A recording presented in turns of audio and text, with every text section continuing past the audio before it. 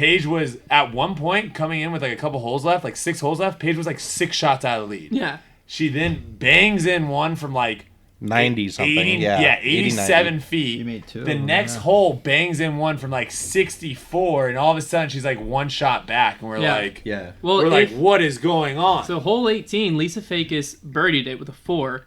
The only birdie on that hole. Yeah. There was an eagle throw in. Dan only Carey birdie. had an eagle throw in. So she had a 3. That's pretty dope. But then Paige took a 7. That's 3 strokes. That's the 3 strokes she lost by. Yeah. So if Paige is able to birdie hole 18, we have a little bit of a playoff action. Instead, Paige drops to 5th.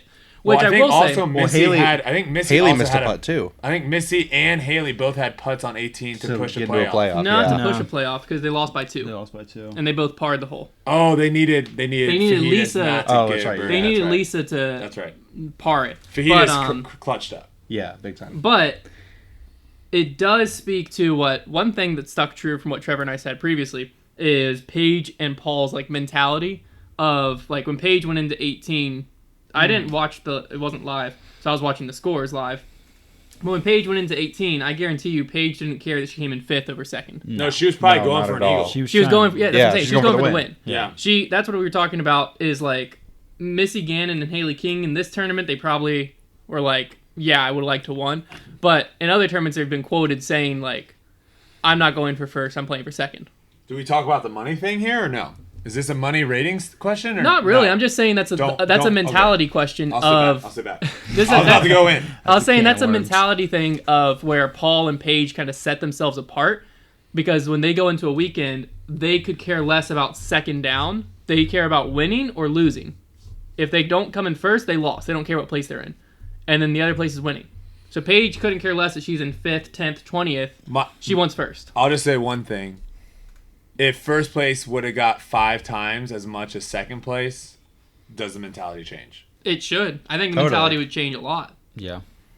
I think it'll be interesting, too, to see what happens in the very next event. That's going to, like, really kind of decide, was that a fluke? Or did everybody just get a ton of confidence because they realized that Paige is beatable? Is that D-Glow? Or is there one going on this weekend that they're all playing? There's another tournament. Like, it's not on the Disc Golf Pro Tour. It's on I think it's just an A tier, the Severin Lang in Indiana. Is that what most of them are playing? There's some people playing that. Like I know like Barsby, Ricky. But D-Glow will be the next big test. D-Glow's the next tour event. I feel like she's just going to smoke people on that course, though. It's such a bomber course. We looked this up because we were curious about... Me and Carl were talking about this morning. We're looking at ratings in Paige and where she was trending. She averaged, I think she went 1,000, 1,009, 1,000 in D-Glow last year.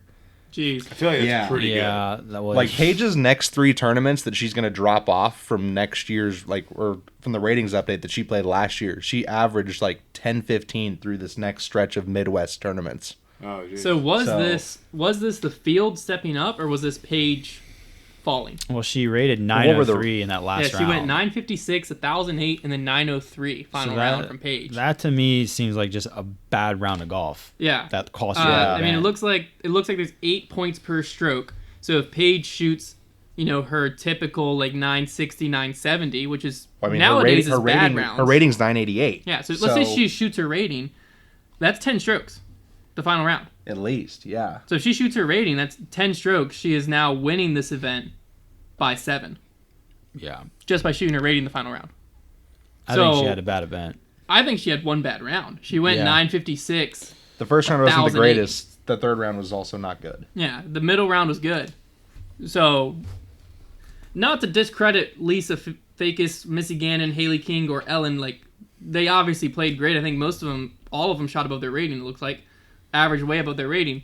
But I think it's a glimpse that, like, the same glimpse we've gotten at Paul at times. Where they're having a thing where it's like, this person's unbeatable, and then there's like no, I'm still human. You want to see a tournament where Paige is playing well and gets beaten. Yes. Yeah. I want to see, because then I think because if I'm Lisa Fakis and I'm like, well, Paige just had a really bad last round. If she played good, she beat me. I want to see, I beat Paige at her best. That's the type of thing that I think changes a person's mentality of, I just beat the most dominant female player at their best. I know I can do this again. Confidence is a huge thing in sports. I mean, you look at just the practice rounds that we're having right now leading up to the tournament this weekend. If you're playing a hole and you finally park that hole and you make a birdie and you've seen yourself do it, you're going to have a lot more confidence going into that hole than someone that is struggling to just hit the gap. And it's the same way of when it comes to players. Until you actually slay the dragon and see that it's possible, it's a hard thing to overcome and say, no, I actually can beat this person. Yeah.